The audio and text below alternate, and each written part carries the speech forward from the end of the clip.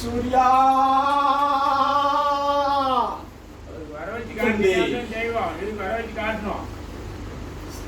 ಮಂಗಳ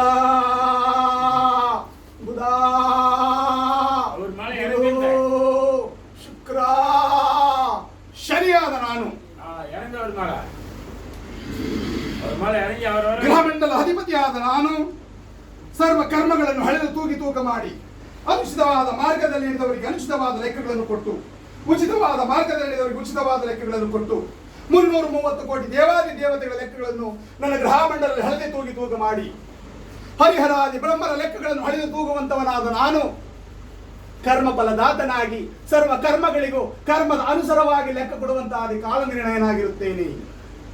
ಈ ಕಾಲ ನಿರ್ಣಯನಾದ ನಾನು ಕೊಡುವ ಲೆಕ್ಕವೇನೆಂದರೆ ತಮ್ಮ ತಮ್ಮ ಕರ್ಮಗಳಿಗೆ ತಾವೇ ಹೊಣೆಯಾಗುವಂತ ವಿಚಾರಗಳನ್ನಿಟ್ಟು ಸರ್ವ ಕರ್ಮಗಳಿಗೂ 330 ಕೋಟಿ ದೇವಾದಿ ದೇವತೆಗಳ ಲೆಕ್ಕಗಳನ್ನು ಅಳೆದು ತೂಗುತ್ತೇನೆ. ಇದೇ ನನ್ನ ಕಾಲಕರ್ಮದ ನಿರ್ಣಯ.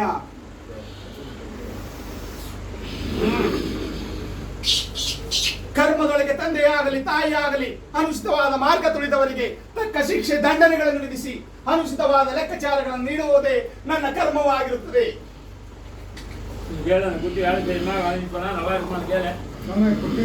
ಒಳ್ಳೇದಾಗಬೇಕು, ಒಳ್ಳೆ ಕೆಲಸ ಮಾಡ್ಬೇಕು ಸ್ವಾಮಿ, ಬಂದಿರೋ ಕೆಲಸ ಒಳ್ಳೇದಾಗಬೇಕು ಸ್ವಾಮಿ.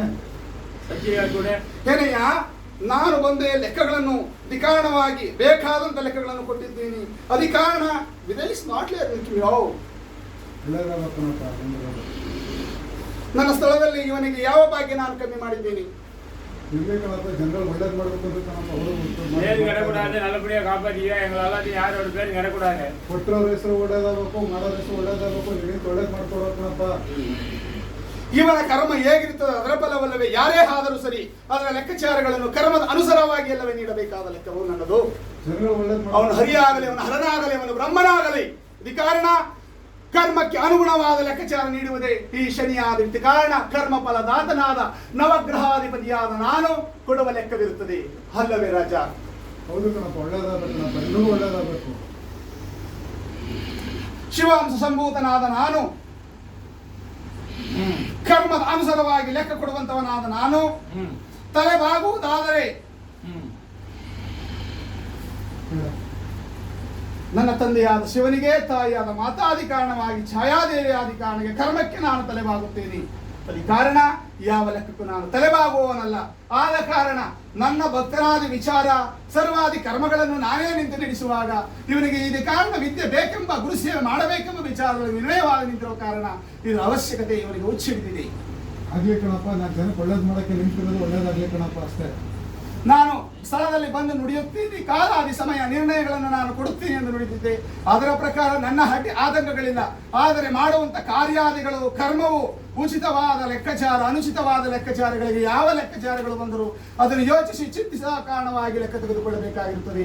ಅದಿ ಕಾರಣ ವಾರದಲ್ಲಿ ಶನಿವಾರ ಆದಿ ಕಾರಣಗಳ ಲೆಕ್ಕ, ಗುರುವಾರ ಆದಿ ಸ್ವಚ್ಛ ನಿಯಮಗಳನ್ನು ಪಾಲಿಸಿ ನಾನಿರುವ ಸ್ಥಳಾದಿ ಕಾರಣಗಳಿಗೆ ನಾವು ನೋಡ್ಬೇಕು.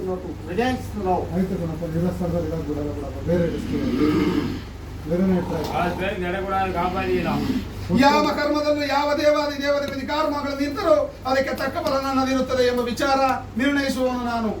ಅರ್ಥವಾಯ್ತಾ? ಕಾಲಾದಿ ನಿರ್ಣಯದೊಳಗೆ ನನ್ನವರು ಯಾರು ತನ್ನವರು ಯಾರು, ಯಾರು ನಂಬಿದರೆ ಏನಾಗುತ್ತದೆ ಎಂಬ ತಿಳಿಸುವುದೇ ನನ್ನ ಕಾಟ ಕರ್ಮದೊಳಗೆ ನಿರ್ಣಯವಾಗಿರುತ್ತದೆ. ಅದೇ ಕಾರಣ ಕಾಲಾದಿ ಅವಕಾಶ 93 ದಿನದಲ್ಲಿ ಒಂದು ನಾನು ನುಡಿಯುತ್ತೀನಿ. ಹೋಗು 93 ನಾಳೆ 93 ನಾಳೆ